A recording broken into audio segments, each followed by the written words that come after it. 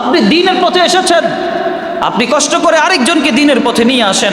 আপনি সারাদিন যেই ব্যবসায় বসে থাকেন, আপনার ব্যবসায় ঠিক আপনার সামনে আরেকজন ভাই, আপনি প্রতিদিন মসজিদে এসে নামাজ পড়েন, আরেকজন ভাই প্রতিদিন নামাজের সময় বসে থাকে, আপনি একটা বারও তাকে বললেন না, ভাই চল না নামাজটা পড়ে আস। এটা কিভাবে সম্ভব? আপনি সারাক্ষণ আজান দিলে মসজিদে আসেন, আপনার দোকানের কর্মচারীটা নামাজই পড়ে না, আপনার পাশের দোকানদার ভাই, তাকে আপনি মসজিদে আনতে পারেন না। এটা কেমন ঈমান? এটা কেমন নামাজি? আল্লাহ আপনাকে যতটুকু বুঝ দিয়েছে আপনি বুঝটা আরেকজনকে দেন।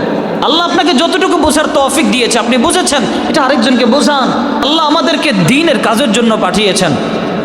টার্গেট করেন আমার ওই বন্ধুটাকে আমি ঠিক করব, টার্গেট করেন আমার ওই ভাইটাকে আমি ঠিক করব, টার্গেট করেন আমার পাশে যে ভাইটা নামাজ পড়ে না আমি তাকে নামাজি বানাবো, প্রয়োজনে তার হাতে পায়ে ধরবো, তারপরেও তাকে নামাজি বানাবো।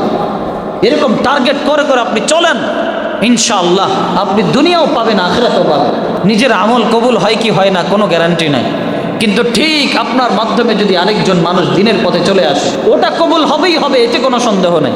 হ্যাঁ, আপনি দ্বীনের কাজ করতে গেলে অনেক সময় অনেক কিছু আপনার ভালো লাগবে না, অনেক সময় পরিবেশ আপনার অনুকূলে হবে না, আপনি যেভাবে সুন্দর করে করতে চান হয়তো আপনার সাথী ভাইরা ওইভাবে করবে না, হয়তো এটার মধ্যে কোনো সমস্যা আসতেই পারে, সবাই তো মানুষ।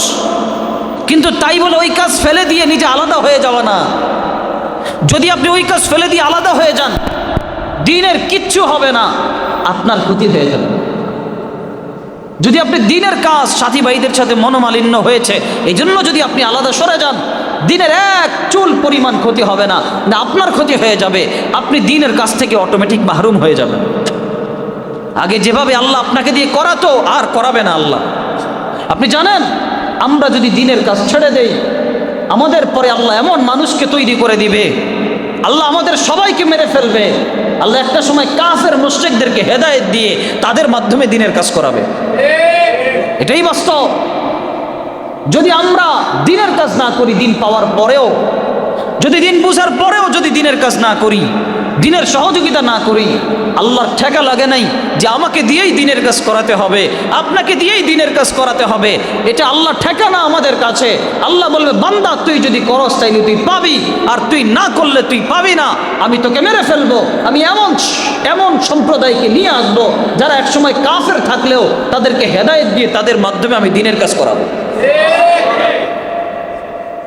এটাই আল্লাহ রাব্বুল আলামিনের চিরাচরিত স্বভাব।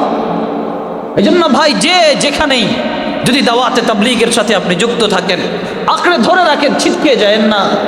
যদি আপনি জিকিরের মজলিসের সাথে যুক্ত থাকেন, যদি আপনি পীর মুরিদি হাক্কানি আলেমদের সাথে যুক্ত থাকেন, আঁকড়ে ধরে রাখেন, ছিটকে যায়েন না।